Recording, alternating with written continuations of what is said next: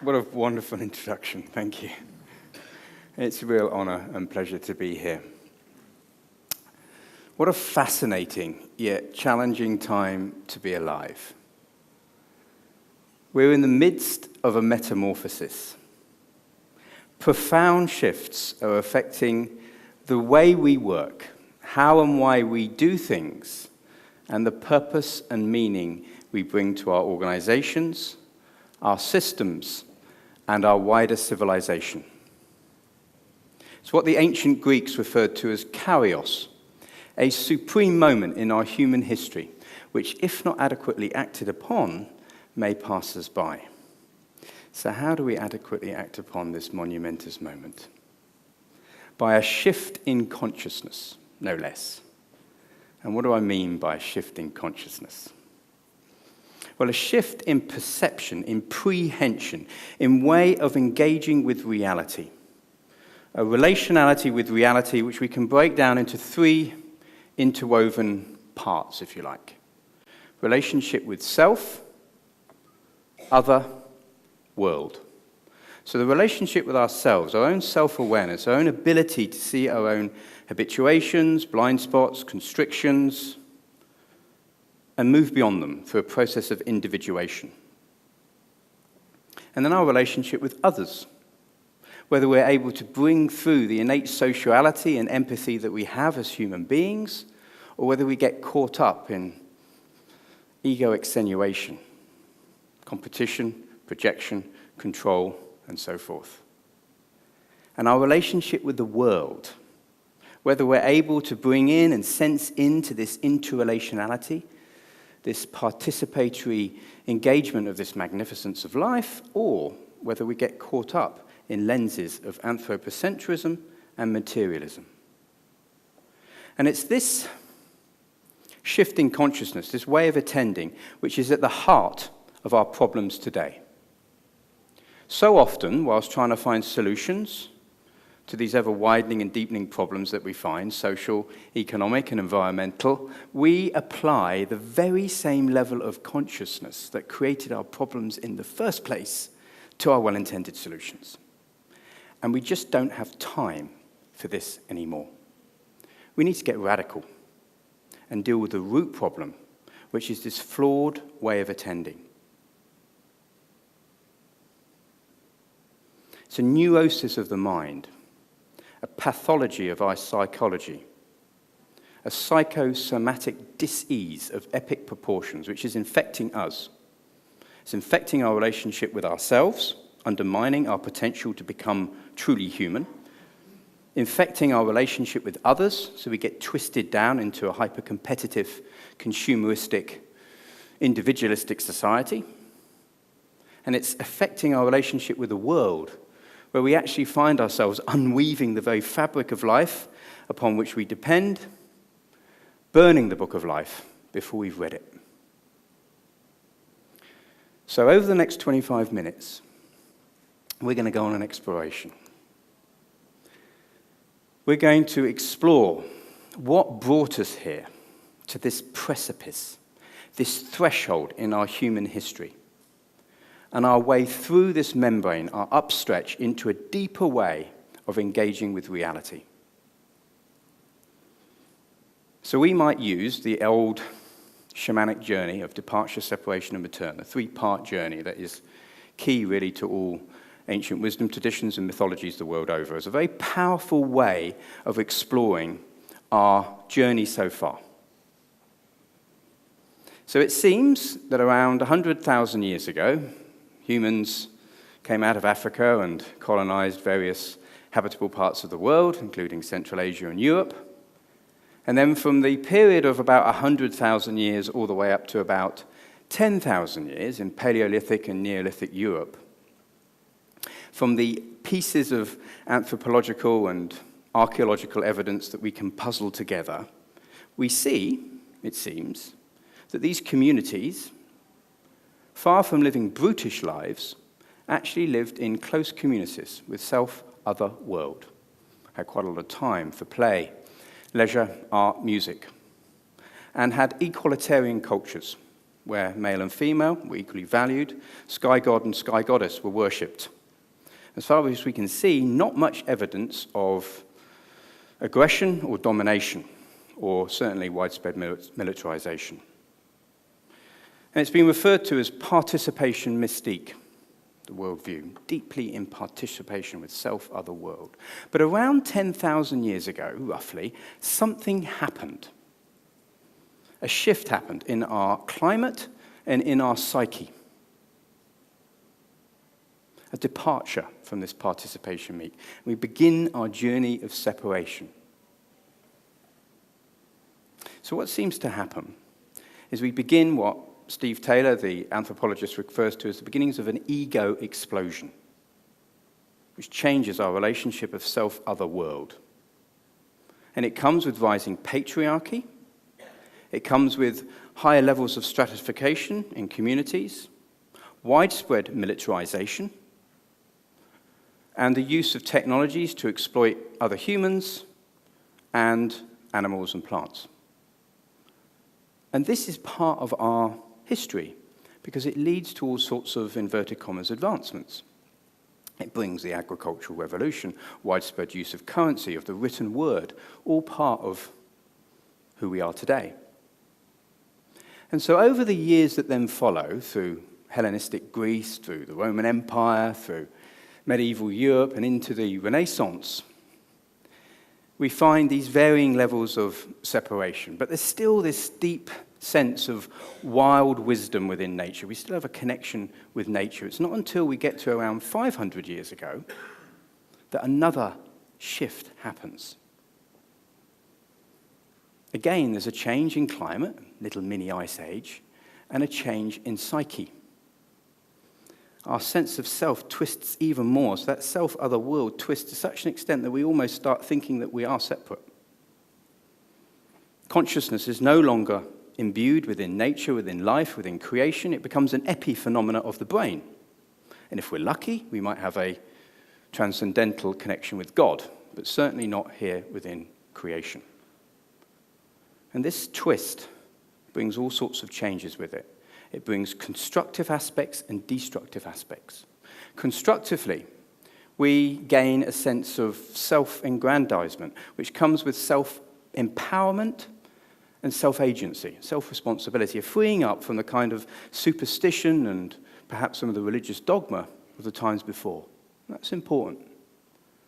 And it also comes with a slightly different way of attending, a more narrowing down, mechanistic way of tending that no longer prioritizes the interrelational flow of life, but focuses on the bits and bytes, an objectified worldview, which becomes key to our rational, reductive, scientific method, with all of the advances in modern medicine, technology, and transportation that we enjoy today.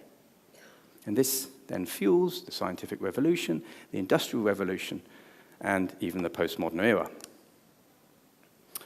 Destructively, something also happens, the other side of the same coin, in that it comes with a sense of insecurity because we've pulled ourselves out of our own being, our own womb.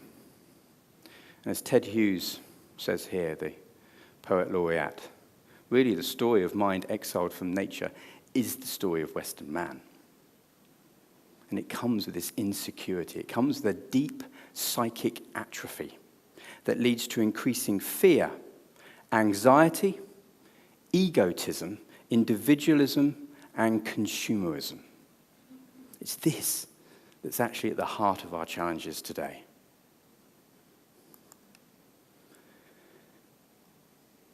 It's actually quite a bizarre situation that we live in at the moment. We're so caught up in it, so inured in it, that we perhaps don't see its own insanity. So just as an example, a dear friend of mine who I've known for many years was a well-respected teacher, secondary school in London, had been for 2 decades. Rings me up, tears, had a nervous breakdown, can't cope anymore. Goes and sees the doctor. The doctor looks him in the eyes and says, well, did you not know that this is a widespread problem? It's not just teachers, it's doctors, nurses. 1 doctor a week in the UK is committing suicide, far more having nervous breakdowns. In America, it's 1 a day committing suicide. On the train today on my way in, the slightly delayed train that was busy, I sat next to a lady from the Netherlands, and we got chatting. And she explained how, without me even prompting, how there's a massive problem in the Netherlands. That was me thinking the Netherlands might be a bit better. But it's everywhere in the Western world. It's an epidemic. It's a breakdown. But there is good news.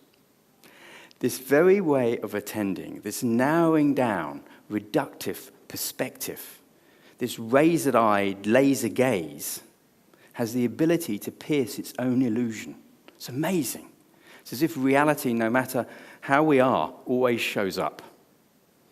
And so in these wonderful discoveries, increasingly sophisticated instruments and experiments that we prove in science, at the astro level, micro level, astrophysics, at the micro level within quantum physics, at the meso level within neurobiology and morphogenesis and so forth, we now are exploring a field, an interconnectedness. Jeremy touched on this. Lawrence touched on this. We know it exists. The very thing that we felt in our hearts back then, we're coming to again. We're beginning a return journey.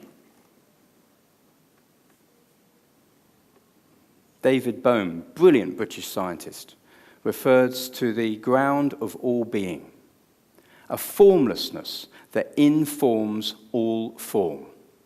It's there. Every electromagnetic vibration is immersed within a field. All of us are part of it. It's here in this very room. If we allow ourselves to cohere, to connect, we can, with our own attention, be in it. It's what connects us. So we now know this is coming out. We're finding this again. The matrice of all matter, the mother, the womb. So in adult developmental psychology, what does this mean for our own psyche? What's happening when we're in this return journey? And how easy is it? What's going on? And we've got some real specialists in the room, by the way. We've got Sharon and Frederick from Ashridge, who are exploring different intelligences within leadership. And we've got the legend Richard Barrett, who's kindly come as well, who's a great pioneer in consciousness.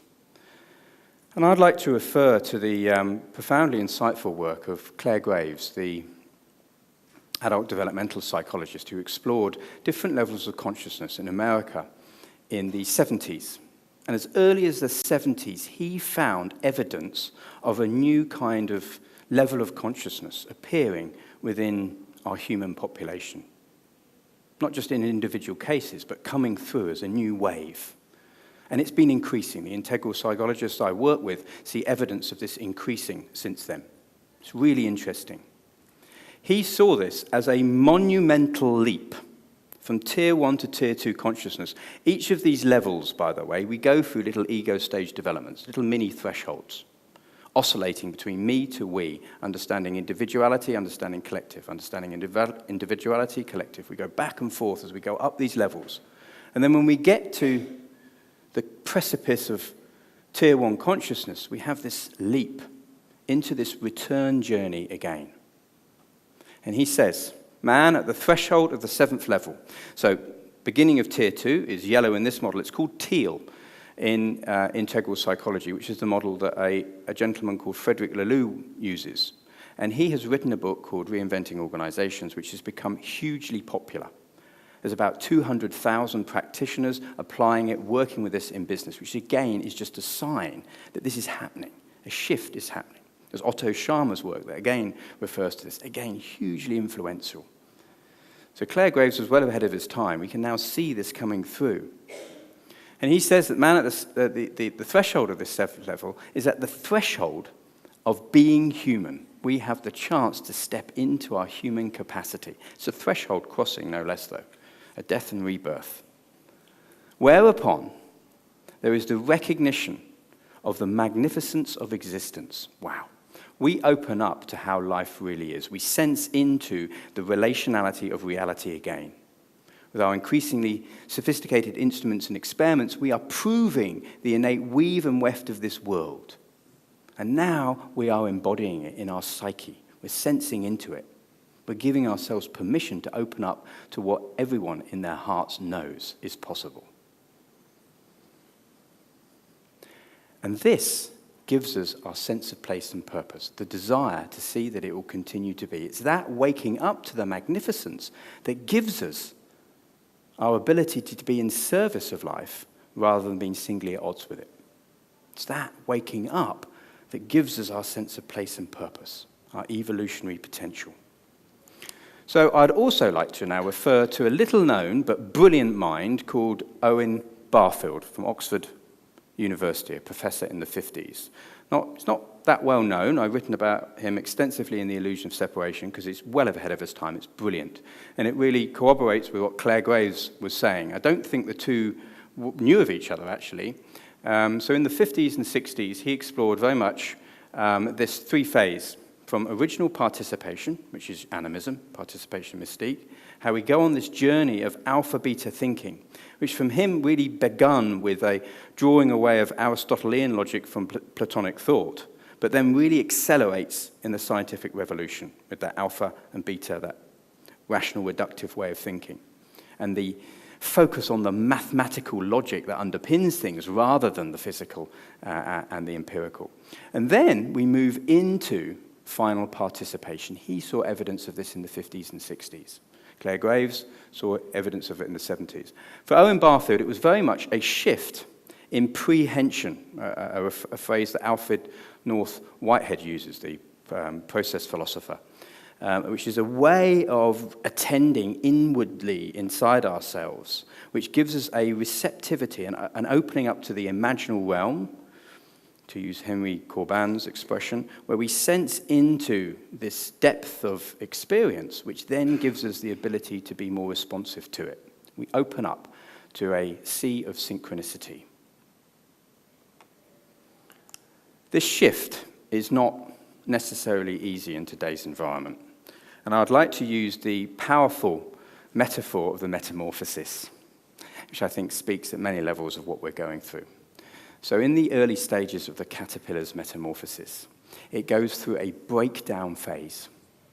So the structures of old begin to dissolve, and it's in the midst of this breakdown phase, in the midst of this breakdown soup, that these imaginal cells that are always present in the caterpillar, always present in our own human systems, begin to start forming imaginal groupings, start bringing in a new way. But they need the breakdown phase to activate them, which is, of course, what we're going through now. And then the caterpillar, still inured in the logic of yesterday, sees them as a threat to the status quo. So it fights them with vital energies, antibodies and so forth, undermines them. But they persist, we persist, in bringing through this new way of attending, this new consciousness. And as we persist, a consciousness threshold is reached in the consciousness of the caterpillar, in the consciousness of our human systems. And some sociological studies say that this can be as little as 10% or 15% of people in an organization or a system, when they're deeply resonating with purpose, then a shift happens. And this gives us hope. So then that metamorphic process happens. The caterpillar shifts its consciousness, realizes these imaginal cells for what they really are, which is prototyping the future, and uses vital energy to help them rather than undermine them. And quite quickly, the metamorphic process unfolds. This is what we're going through. But the chrysalis phase is needed. A chrysalis phase, a container, the hermetic seal, the cave, 40 days and 40 nights, the dark night of the soul, the vision quest. How often do we give ourselves the time to go through that kind of psychological container, to go through a breakdown, breakthrough, in today's modern hurry up and get on with it culture? And so this happens.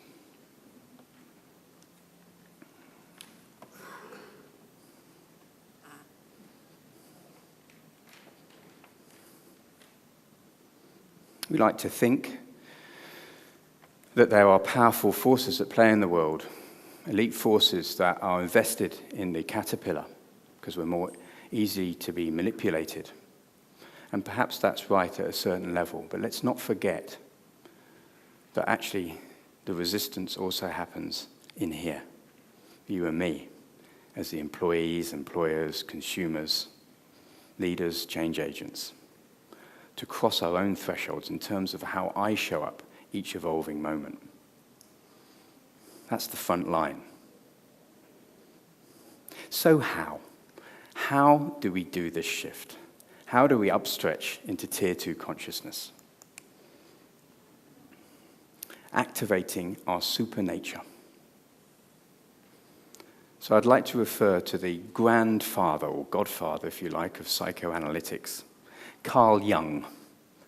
He says he studied our psychology for many years in depth, and he explores 4 ways of knowing: the intuitive, the rational, the emotional, and the somatic ways of knowing that we have within inside ourselves, part of our human repertoire.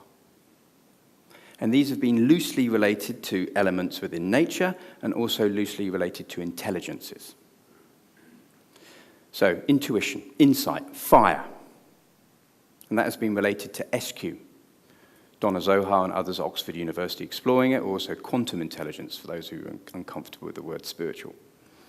And then there is the emotions, the feelings, the water element that are inside us all the time going on, which we know affect the way how we show up in the world. And that is EQ. Daniel Goleman and others, 2 decades ago, wrote about this and brought this into common business parlance. So we now know it's everywhere. We've accepted it now. We didn't at the time when it first came out, even though the ancients have long understood it. We poo-pooed it, but now it's accepted. It's everywhere.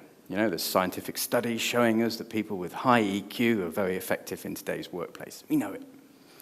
And then there's the somatic intelligence. So the soma is our body and our embodied wisdom.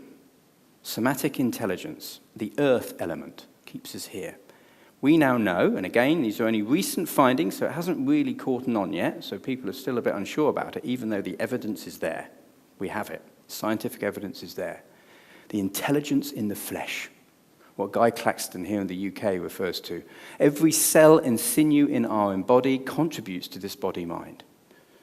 Candice Pert, the famous neurobiologist in America, refers to a psychosomatic network through our entire body-mind, aligning our gut, heart, and brain all the time. We're interrelating. So we know that this somatic intelligence, emotional intelligence, spiritual intelligence, all of these are interrelating all the time, contributing to our human repertoire. And then there is the 4th element, air, the rational analytic mind that is so good at getting the job done, doing the to-do list, engineering solutions, project managing. We need it. It's great, it focuses in, it takes things out of that abstract, lived-in context, draws hard lines, gets rid of the interrelationality and focuses in and objectifies. We need that way of attending. Support everything that we rely on in many regards. Certainly the mobile phone and 5G. And yet what's happened over the recent decades is that it seems that we are getting more and more caught up in this rational analytic way of attending to such an extent that it is now actually crowding out and undermining all these other intelligences, corrupting our human potential. So we need to cross a threshold to integrate these intelligences again. We need to allow our body-mind to become that hermetic vessel, that alchemic vessel for integrating these intelligences so we can tap into the 5th element, which is the akasha, the field, the ground of all being. So we can tap into our innate wisdom and the magnificence of life. It's a profound shift. These words don't do it justice, but they help explain a logic that we're going through. And it's the logic that we can see. I work mainly with leaders in business because it's such a powerful force for good and not so good on the planet today. And there was a shift happening. I sense it. It's essentially a shift from separation to interconnection or into being. Fundamental shift from rational analytic to embodied way of knowing. From a machine logic to the logic of life. We are activating the logic of life.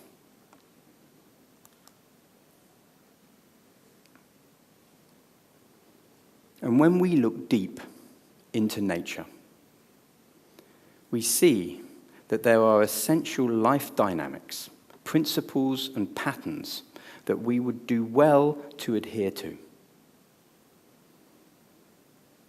So we've been exploring this, myself and Laura Storm at Regenerators, exploring in detail. And what I'm just about to share with you is a lot of information. Usually we would take people into nature for about 3 or 4 days and explore it.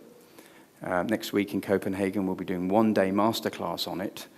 I'm going to spend a couple of moments with you, so I do apologize, but I know you're an intelligent bunch. 3 levels of learning from nature, 3 levels of activating the logic of life. So the first is living systems design, and Jen has already explored this a bit, as has Dominic, talking about permaculture, for instance. Ways in which we can look at the patterns and life principles that we find within the living systems that we operate in and apply these to our ways of designing products, processes.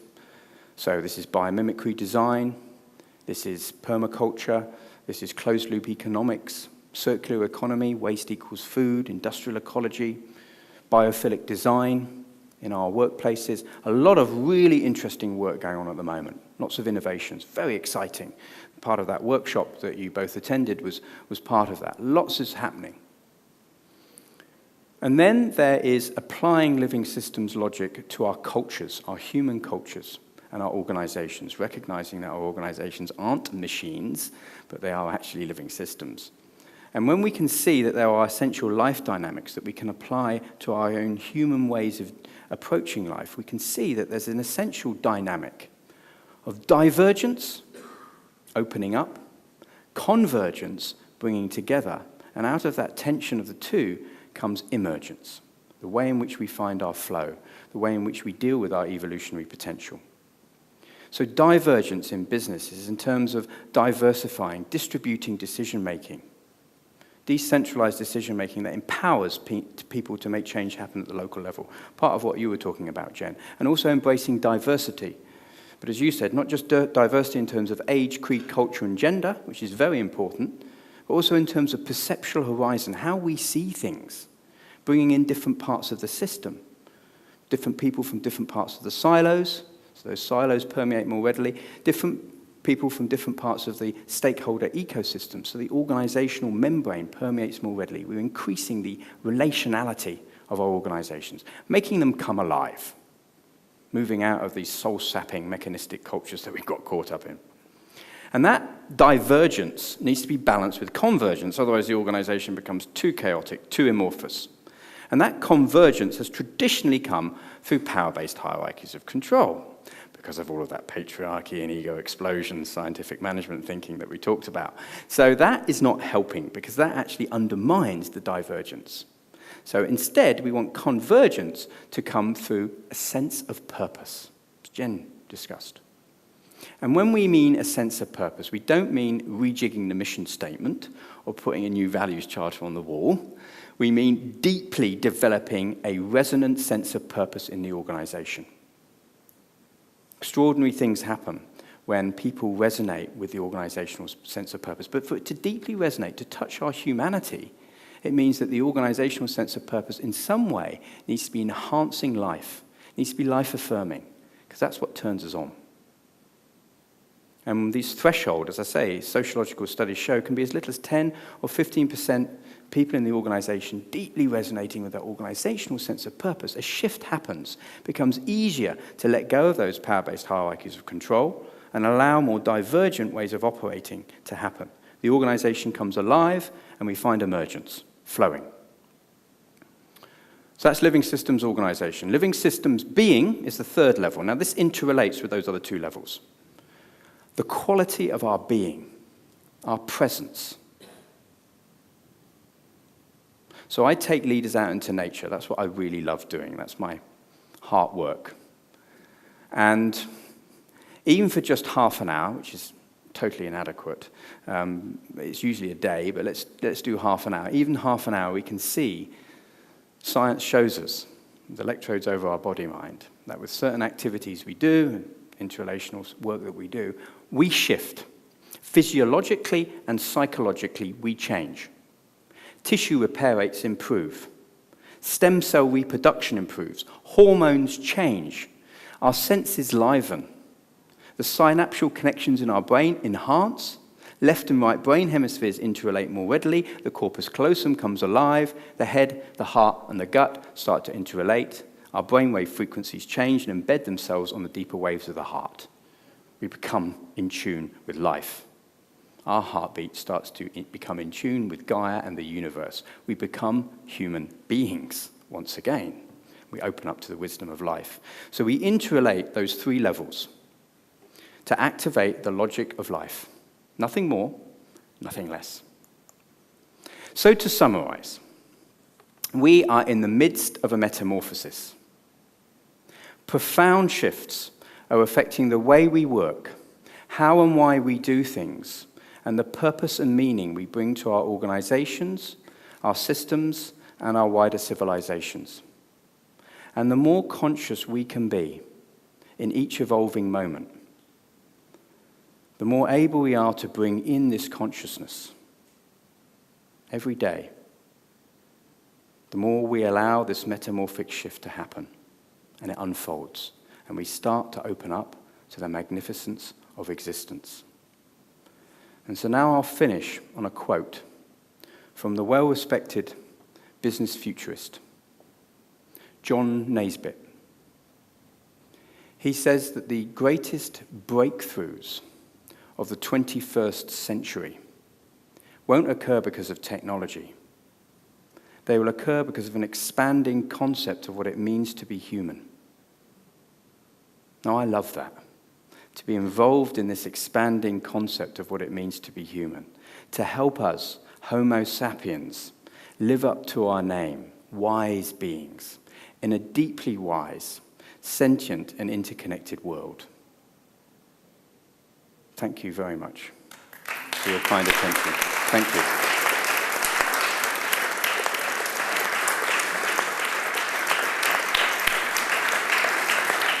Thank you.